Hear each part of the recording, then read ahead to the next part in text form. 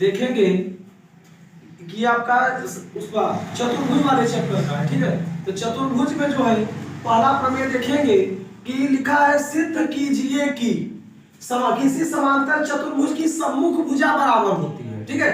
तो इसमें देखिए प्रमेय में बस ऐसे ही एक लाइन लिखा रहेगा, बाकी ये इतना जो है आपको अपने से करना पड़ेगा, प्रमेय में कुछ दिया नहीं रहेगा।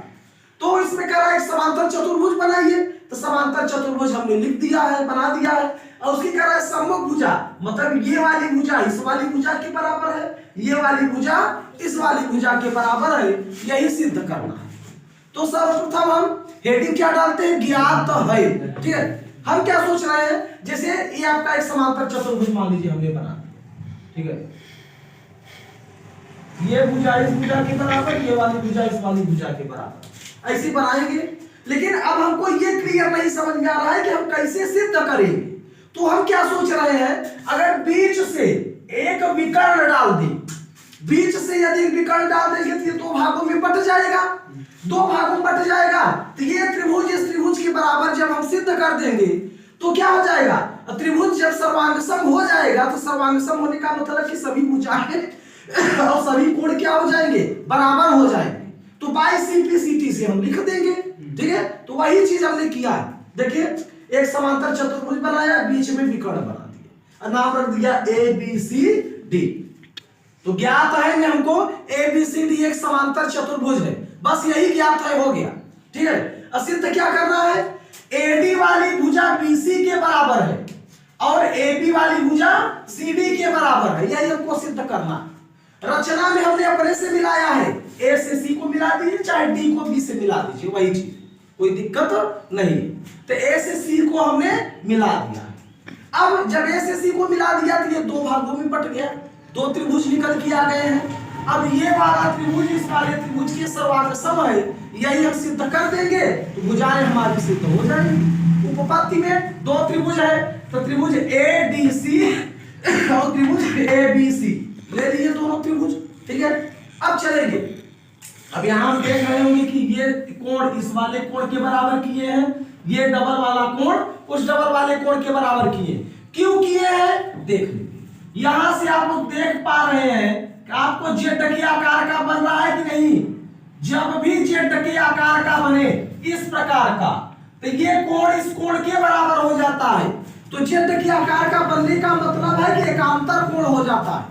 तो यहां देखेंगे जेटकी आकार का बना, यहां से यहां चलेंगे तो ये कोण इस कोण के बराबर हो जा रहा है। अब फिर यहां से देखेंगे जेटकी आकार का बन रहा है, तो ये डबल वाला कोण इस डबल वाले कोण के बराबर हो जाएगा। तो दो कोण तो हमारे निकल के आ गए, तो वही हमने लिख दिया। देखिए डी ए सी, ये वाला कोण डी ए सी बराबर बी सी ए के बराबर, मतलब ये वाला कोण इस वाले कोण के बराबर होगा, एकांतर कोण, क्योंकि जेड के आकार का बन रहा है।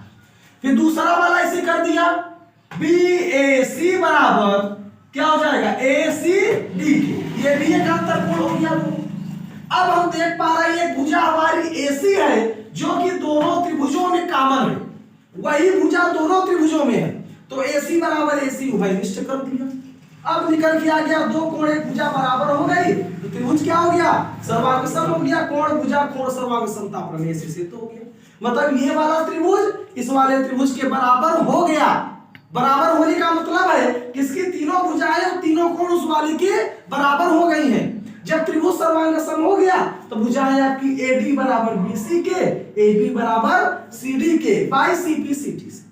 Corresponding parts of congruence triangle, या इसको डिटेल में लिखना है, सर्वांगसम त्रिभुजों की संगत भुजाएं बराबर होती हैं, ये भी लिख सकते हैं, ठीक है। जब एग्जाम में आएगा तो आप इसी प्रकार कर लेंगे। तो ये सम्मुख भुजा बराबर करने के लिए, इसके बाद हम बताएंगे कोण बराबर कैसे होता है। जैसे ये वाला कोण इस वाले कोण के बराबर, ये कोण उस वाले कोण के बराबर, कैसे करेंगे अभी देख लेते हैं। दूसरे पहला प्रमेय हमने सिद्ध करवा दिया, उसमें क्या था, समांतर चतुर्भुज की सम्मुख भुजा बराबर होती है, मतलब ये भुजा इस भुजा के बराबर, ये भुजा उस भुजा के बराबर करवा दिया था।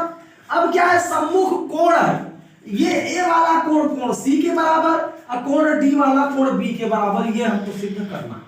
ये देखिए प्रमेय लिखा है, सिद्ध कीजिए कि किसी समांतर चतुर्भुज के सम्मुख कोण बराबर होते हैं। सम्मुख मतलब सामने के, ए के सामने सी है, डी के सामने बी, यही हमको प्रूव करना है। ज्ञात है ABCD एक समांतर चतुर्भुज है, ये दिया गया है। सिद्ध करना है, वही दिया गया है। कोण A के सामने कोण C है, कोण B के सामने कोण D है, सिद्ध करना है। उपपत्ति में देखेंगे AB वाली भुजा DC के पैरेलल है, बराबर है। AB वाली भुजा CD की क्या है, पैरेलल, बराबर है। मतलब ये भुजा इस भुजा के बराबर है। इन दोनों भुजाओं को देख रहे, AD वाली भुजा क्या कर रही है, काट रही है, प्रतिच्छेदित कर रही है। देखिए ये दोनों वाली भुजा, ये दोनों भुजाओं की ये वाली रेखा वो वाली भी कर रही है, उससे भी आ जाएगा, कोई दिक्कत नहीं है। तो ये भुजा जो है इस वाली भुजा को प्रतिच्छेदित कर रही है, AD वाली भुजा। देखिए तो लिख दिया, जब प्रतिच्छेदित कर रही है कोण A प्लस कोण D बराबर कितना हो जाएगा, 180 अंश। आसन्न कोण से, आसन्न कोण होता है पड़ोसी का कोण, पड़ोसी का योग। देखिए A का पड़ोसी आपका D है या B है, ठीक है। तो कोण A प्लस कोण D बराबर 180 अंश, ब्रैकेट में आसन्न कोण। आसन्न कोण नहीं लिखना है तो लिख दीजिए एक ही ओर के अंतः कोण, एक ही ओर के अंतः कोण, ये भी लिख सकते हैं, कोई दिक्कत नहीं। ये पहला हो गया, समीकरण एक बना दिया। दूसरा दिया है AD पैरेलल BC के, AD वाली भुजा BC के पैरेलल है। इन दोनों भुजाओं को ये वाली रेखा की जोड़ रही है या काट रही है, ठीक है। तो काट रही है तो कोण D प्लस कोण C बराबर 180 अंश, आसन्न वही पड़ोसी वाला कोण, अंतः कोण, ठीक है। समीकरण 1 और 2 ले लिया, 180 बराबर था, हटा दिया, LHS बराबर LHS के समीकरण दोनों को D से D काट दिया। कोण A बराबर कोण C के, देखिए आ गया, कोण A बराबर कोण C के आ गया। जैसे ये आया इसी प्रकार कोण B बराबर कोण D को भी हम ला सकते हैं। तो कोण देखिए दोनों आपस में बराबर हो गए, ठीक है। ये आपका हो गया, इसी प्रकार दो प्रमेय क्लियर हो।